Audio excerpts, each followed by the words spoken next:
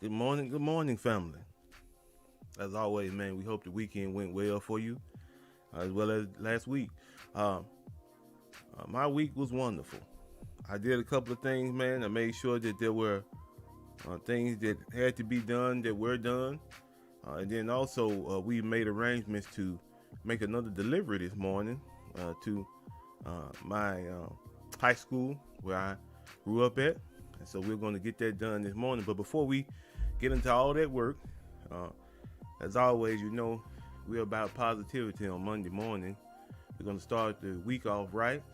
Uh, and one of the ways that we do that is sometimes we share upbuilding and encouraging stories with each other. So now, this is one I want to share, and I took uh, quite a bit of delight in coming into contact with this young man. But now, here's the story. Uh, his mother, and I'm getting a lot of that nowadays because people are growing more and more concerned about their own safety and the safety of their home. So his mother wanted me to install a Ring doorbell for her, which is, you know, that's an easy install. So I went over to the home, and his mother was sitting out front waiting on me, and she engaged me in some polite conversation. A very, very nice woman. Uh, and then I asked her because there was some things that we needed to do with her cell phone. I asked her, I said, well, do you have anyone that can help you with this? Because she is an older lady. And she said, yes, I have a son, but he's back there on the game. He's back there playing the game. I said, okay, well, we're going to need him to come on out so I can show him how these things work. So if if you encounter any difficulties or problems, then he can remedy the situation.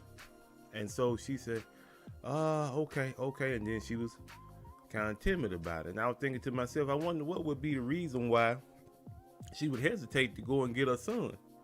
What would be the reason for that? Well, then as time goes on, I've already got the doorbell installed. I've done the wiring.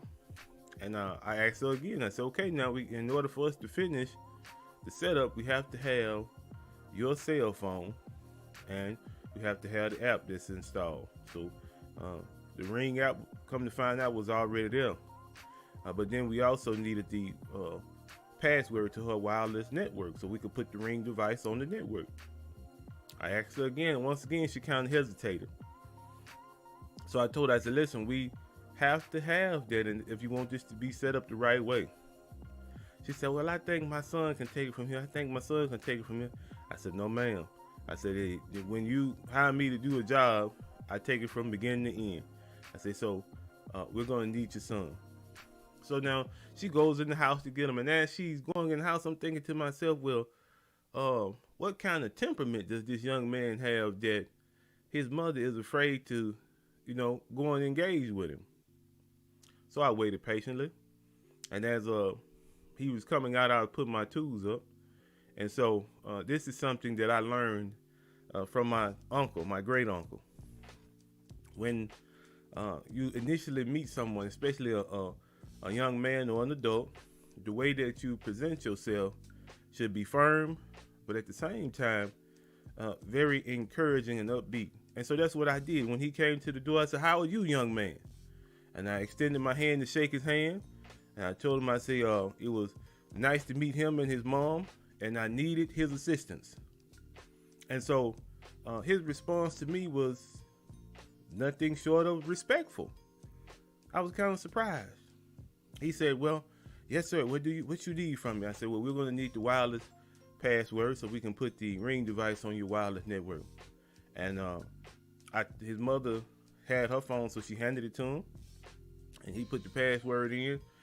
And so the Ring device was able to join the network. Everything was good. We tested it, but as we were going, he revealed something to me.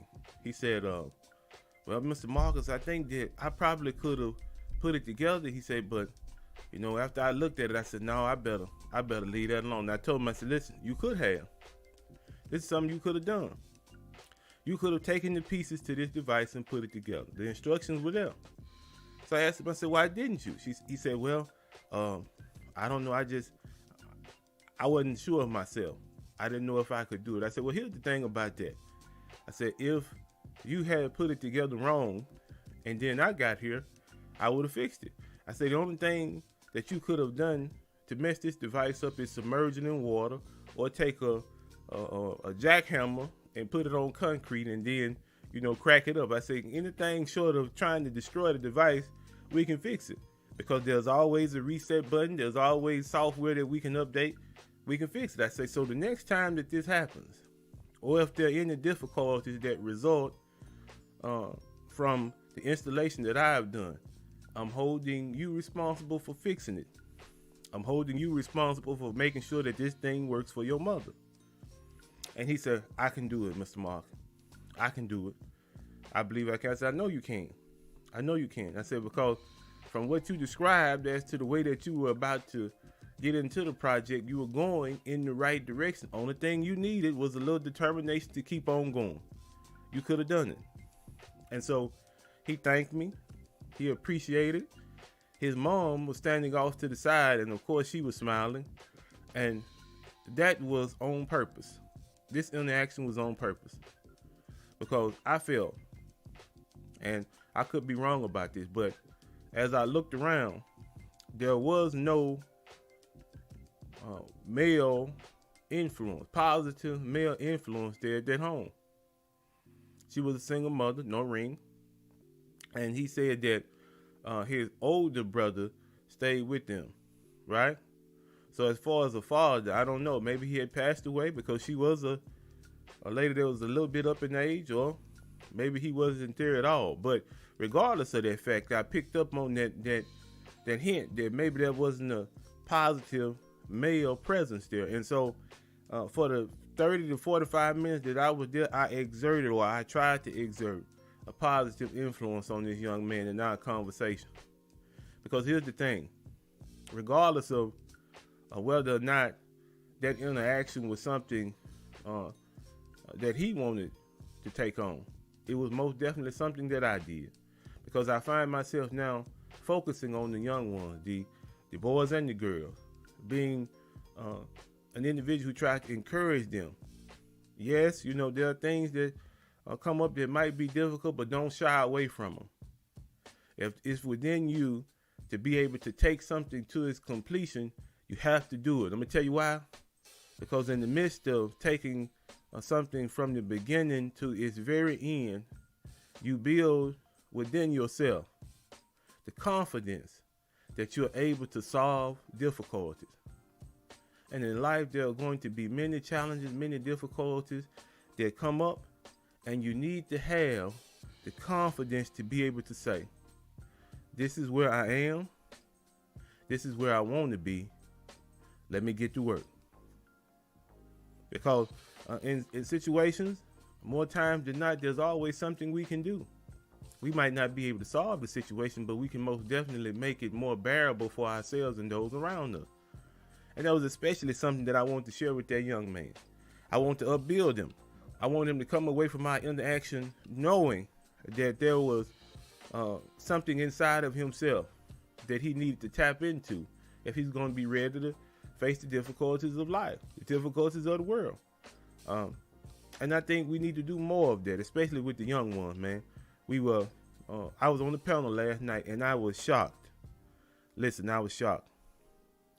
Within the last decade, the last 10 years, the rate at which individuals take their own lives, young ones between 5 and 12, according to that statistic, the rate at which they take their own lives is 71%.